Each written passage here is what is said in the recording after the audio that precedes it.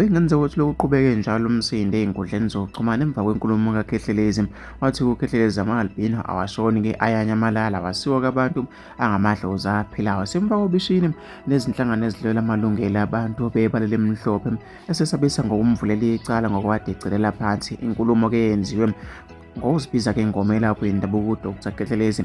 Inkulumo ayenzile-ke ikhuluma ngabantu bebala elimhlophe.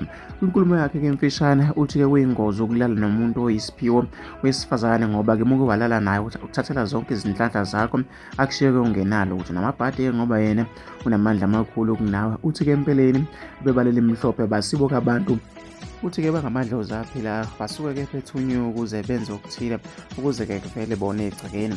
Uphinde waveza ukuthi-ke la bantu bebala elimhlophe abashoni kodwa-ke bayanyamalala futhi-ke abancashwa njengathi ngeke kubona umngcwabo womuntu webala elimhlophe ngoba-ke akashoni ubuyela-ke emadlozini. Yona-ke inkulumo lethu yasusa umsindo kubalandeli-ke ey'nkundleni zokuxhumana. Nangomunye uthi nimtshele ukuthi uyahema lowo kanye-ke nabalandeli bakhe akafuse-ke kanye nabo. Nangomunye uthi-ke mina ngezwa ngalo-ke i-albino lathi-ke lona alifi kodwa-ke liyaphela ngesaba noma-ke ngesaba-ke ukubuza-ke phela-ke ukuthi-ke kanjani.